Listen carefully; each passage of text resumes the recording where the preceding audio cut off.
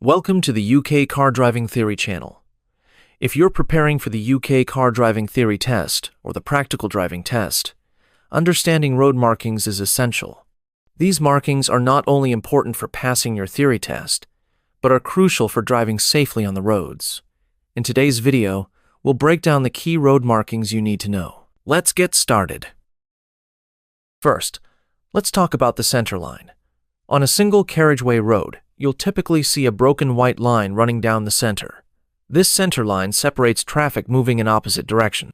When the line is broken, it means overtaking is allowed, but only when it's safe to do so. Always check for oncoming traffic before crossing the line. On roads like single carriageways, this marking plays a vital role in helping you navigate safely and avoid accidents. Next, let's look at the lane line. These lines separate lanes of traffic moving in the same direction, either on single carriageway or dual carriageway roads. A broken white lane line allows you to change lanes, but make sure to check your mirrors and blind spots first. These markings help keep traffic flowing smoothly and prevent dangerous lane changes. If you're driving on a dual carriageway, you'll often see these lane lines separating traffic, allowing you to switch lanes safely when needed. Now, let's move on to the hazard warning line. This line can either replace a center line or a lane line. It's used to alert you to an upcoming hazard, such as a bend or another danger ahead. You'll often see the hazard warning line at the approach to a junction or other potentially hazardous areas. In some cases, an upright sign might accompany the line to indicate the specific hazard, like a sharp bend. It's important not to cross this line unless it's absolutely necessary, as it marks an area where extra caution is required. Now, let's take a closer look at double white lines, a crucial road marking you'll encounter on roads with restricted visibility or steep hills. First, we have the double continuous lines. These lines are used to prevent overtaking in areas where visibility is restricted, such as bends or hills, or on roads with steep inclines and climbing lanes. These markings separate opposing flows of traffic and are designed to ensure your safety by keeping traffic in its designated lanes.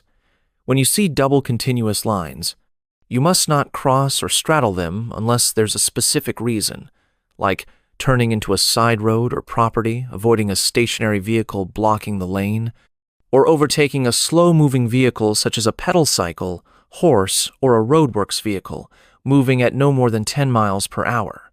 Now, in this image, you can see that if the line closest to you is continuous, you must not cross it. The only exceptions are when turning into a side road, avoiding a stationary vehicle, or overtaking a slow-moving vehicle under very specific conditions.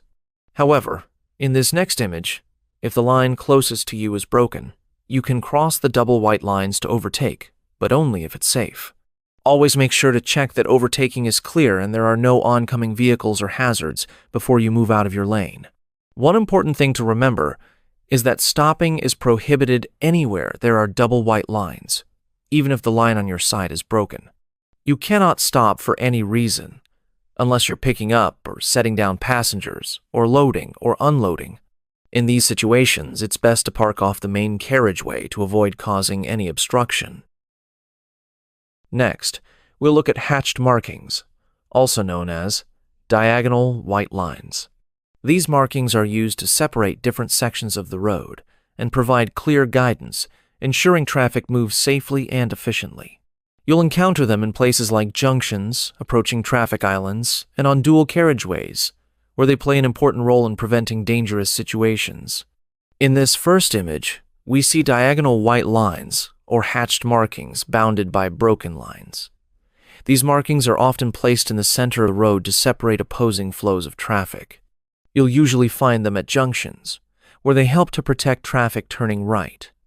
They may also be used on the approach to a central traffic island, or at the start of a dual carriageway. These markings are designed to keep traffic in the right lanes, preventing dangerous conflicts. Here, we have a variation of double continuous white lines with narrow areas of hatched lines in between. These are often used to indicate areas where overtaking is not allowed, but the hatched markings provide further separation to keep traffic safely apart. You must not cross the continuous white line to enter the hatched area so could lead to a dangerous situation. And in this image, we see a more complex marking: double continuous white lines, hatched markings, and a broken line. This combination of markings typically appears on roads where there's a need to keep traffic safely separated, such as near central reservations of dual carriageways. The diagonal lines always slope towards the direction of travel, guiding you on how to navigate these areas safely. Again, you should not enter any hatched area unless it's completely safe to do so. To sum up, never cross a continuous white line to enter a hatched area. These markings are there to protect you and others from potential danger, so always follow the guidance they provide. While hatched markings, as we discussed earlier, are diagonal lines used to separate different areas of the road or guide traffic flow, chevron markings are designed specifically to manage traffic by indicating areas where vehicles should or should not enter. Chevron markings are often found in areas where the road layout changes, like junctions, slip roads, or motorways. This image shows a chevron with broken lines. This marking indicates an area of the carriageway where traffic is moving in the same direction on either side of the chevron. You should not enter this area unless it's safe to do so. You'll typically see this marking on one-way streets with central islands or at junctions where an exit lane leaves. It's there to keep traffic safely separated and guide drivers to avoid dangerous situations. Next, we have a chevron with solid lines. Here, the continuous boundary line means that vehicles must not enter the marked area, except in an emergency. This marking is often used on slip roads that join or leave motorways, or dual carriageway roads. It's also seen in areas with segregated left-turn lanes at roundabouts. The solid line is there to provide clear guidance and prevent vehicles from entering spaces where they could obstruct traffic flow or cause a hazard. This marking indicates a reduction in the number of lanes or an area not available to traffic. The continuous white line means that vehicles must not cross it, except in an emergency. You'll commonly see this marking on the right-hand side of motorways, dual carriageways, or slip roads. It's designed to keep lanes clearly defined and maintain safe traffic flow, especially where the number of lanes is reducing or the road is narrowing. And in this final image, we see an arrow indicating the direction in which to pass. This is used in areas with hatched markings or double white lines, or to guide vehicles on the correct route, especially for high vehicles passing under low bridges. The arrow shows the designated path to follow, making sure you stay in the safe, designated lane, and avoid obstacles like low bridges or restricted areas. Now, let's talk about overtaking lanes. A single carriageway road might sometimes have two lanes in one direction to provide an overtaking lane, while the other side has just one lane. The opposing traffic flows are separated by continuous double white lines. This arrangement can change, giving the overtaking lane to the opposite direction.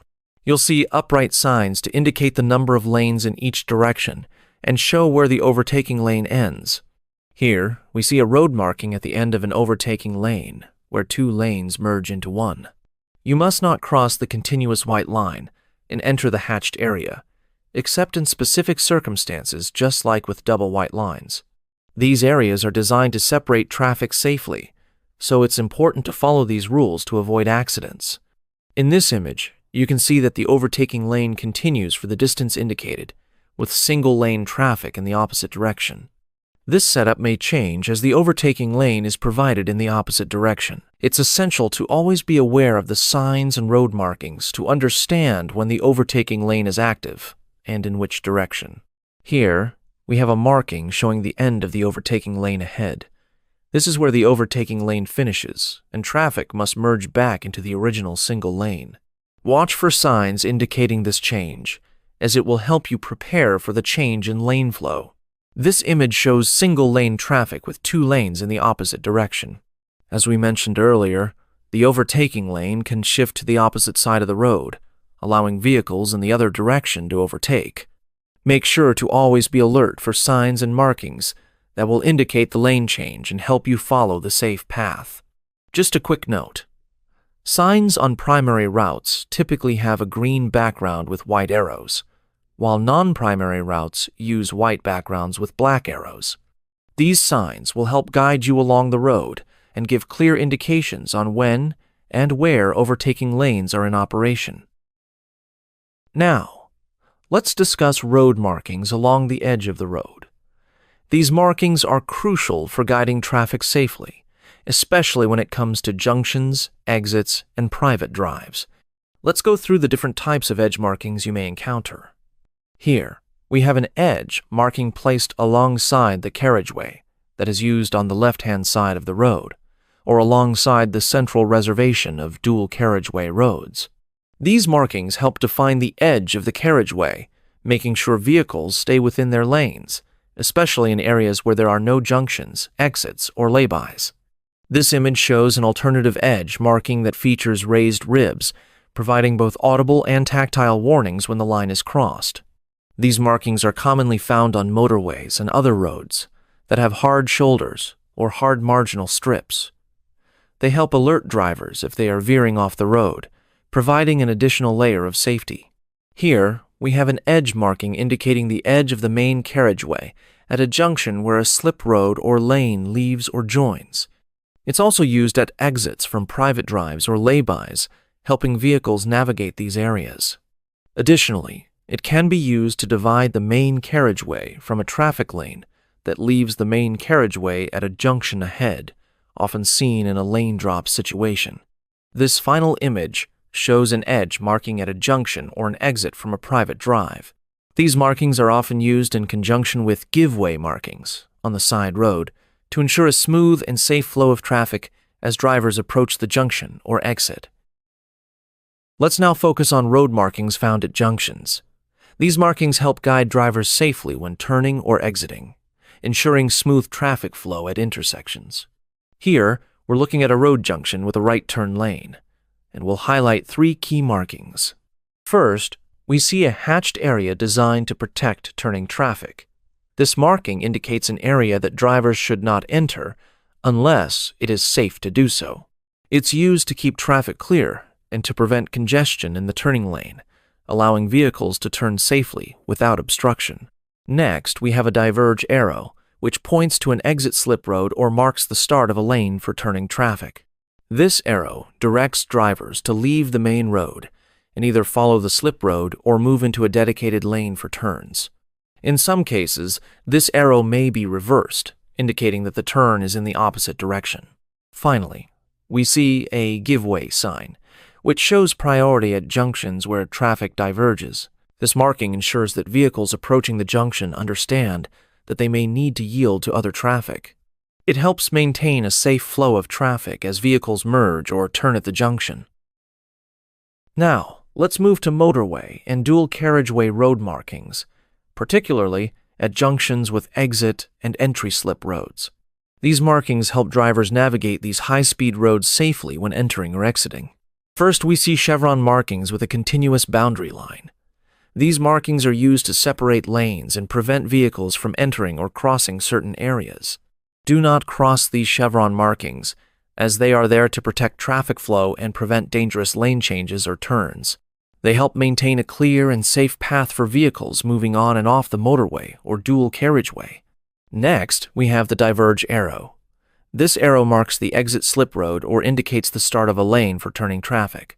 It directs drivers towards the slip road, either for exiting or for entering the main carriageway. In some cases, the arrow may be reversed, indicating that the lane leads in the opposite direction. Let's take a closer look at road markings at junctions with traffic signals, as these are crucial for managing traffic flow and keeping pedestrians safe. In this slide, we'll focus on 4 key markings and their functions. First, we have crossing points for pedestrians. These are clearly marked areas where pedestrians can safely cross the road. These markings are typically located at traffic signal junctions to help guide pedestrians to designated crossing areas, ensuring their safety when navigating busy roads. Next, the stop line. This is the line you'll encounter at traffic signals, indicating where vehicles must stop when the light turns red. It's important to stop behind this line to ensure you don't obstruct pedestrians or other vehicles that may be turning or crossing the junction. Third, we have the arrows indicating the appropriate traffic lanes. These arrows help guide vehicles to stay in the correct lane, whether you're turning left, going straight, or turning right. These lane markings are especially important at junctions to avoid congestion and ensure smooth traffic flow. Finally, yellow boxes are often marked at junctions, especially when there's a risk of stationary traffic blocking the junction. These yellow boxes help prevent gridlock by ensuring vehicles don't block the junction when waiting for the light to change. Now, let's take a closer look at the yellow box. This marking is used when stationary traffic is likely to block a junction. It covers all or part of the junction to ensure vehicles do not block the flow of traffic. You must not enter the box if your exit is not clear.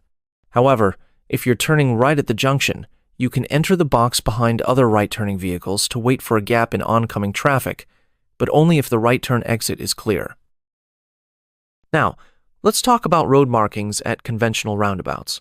Roundabouts are common junctions that help manage traffic flow smoothly, and the road markings here play a key role in ensuring safe navigation. First, we have the single broken give way line. This marking indicates that drivers must yield to traffic coming from the right before entering the roundabout. It's important to approach roundabouts with caution, ensuring that there is enough space to safely join the roundabout without blocking the flow of traffic. Next, some roundabouts have yellow bar markings on the approach.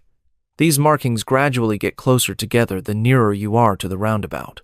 They serve as a warning for drivers to slow down and prepare to yield to other vehicles. This is particularly useful to prevent accidents and ensure smooth traffic movement. Additionally, some roundabouts may have lane markings to guide drivers to the appropriate exit.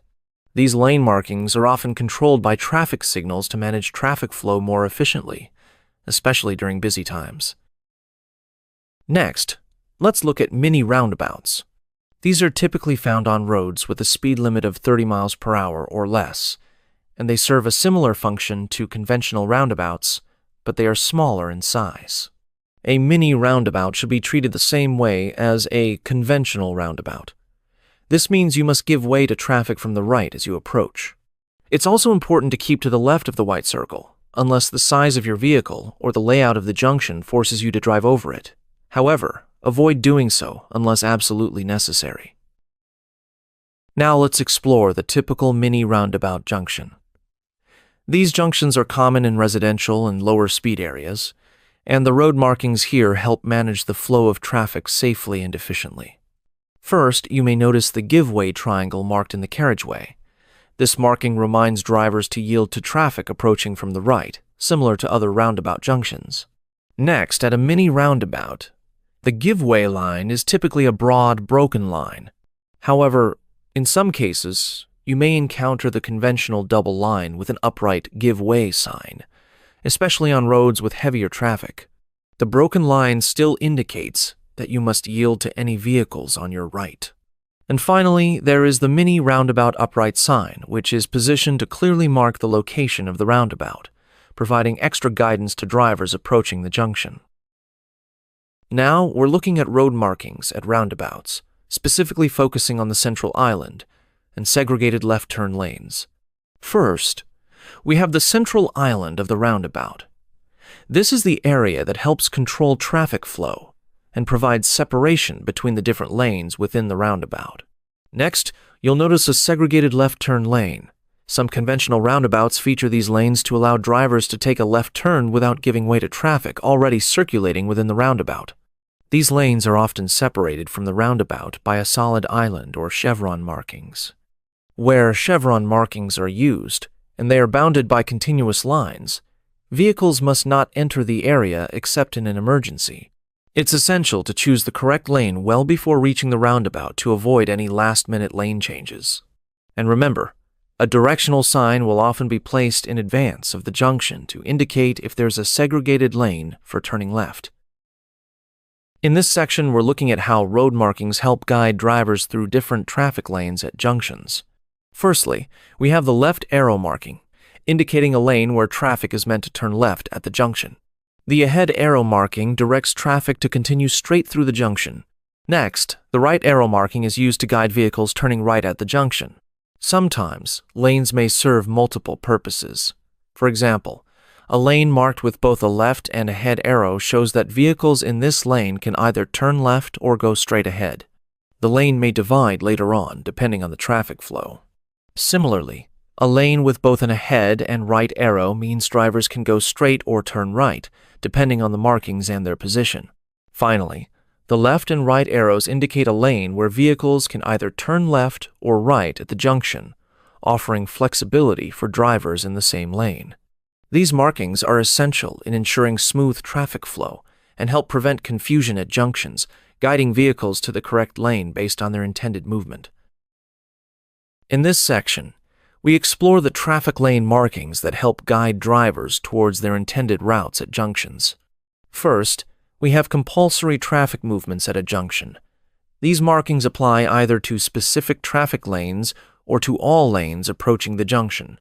They guide drivers on the direction they must take, ensuring vehicles move efficiently and safely. Next, the direction to be taken by traffic turning within the junction is marked clearly. This ensures that turning vehicles follow the designated path, avoiding any confusion or accidents. Finally, appropriate traffic lanes for particular destinations are marked to show which lanes drivers should be in to reach their intended exit or road. These lane markings help keep traffic organized and flowing smoothly at junctions. Now, let's focus on worded road markings, which convey important instructions directly to drivers and pedestrians. First, we have keep clear markings, indicating areas of the carriageway that must remain free of stationary traffic. This is usually to allow the passage of vehicles into or out of a side road or access. In some cases, the white bars may be omitted, but the instruction remains the same. Next, we have look left or look right, markings which guide pedestrians on the direction they should look before crossing the road. These are especially useful in one-way streets or where there is a contraflow bus lane, ensuring pedestrian safety. Another worded marking is no passing, which indicates areas where vehicles are prohibited from passing. These markings may be used in conjunction with the upright no entry sign, reinforcing the message. Finally, we have worded markings that are associated with a hazard. These markings usually come with an upright warning sign to alert drivers to a potential danger ahead. Now, let's take a look at road studs, which are crucial for guiding drivers, especially in low visibility conditions like at night or on wet roads. Starting with red road studs, these mark the left-hand side of the carriageway, helping drivers to stay on track and indicating the edge of the road. Next, green road studs are used to mark laybys and the entrances and exits of slip roads, helping drivers navigate these areas more safely. Amber road studs are placed along the central reservation of motorways and dual carriageways, clearly marking the boundary between traffic flows to enhance road safety. Finally, white road studs are used to mark traffic lanes, or the center of the road, helping drivers maintain their lane, especially when visibility is low. Thank you for watching. We hope this guide on road markings helps you understand the key signs that keep our roads safe and organized. Whether you're a driver or a learner, knowing these markings is crucial for staying safe on the road. If you found this video helpful, don't forget to like, comment, and subscribe for more informative content. Also, feel free to share this video with others who might benefit from it.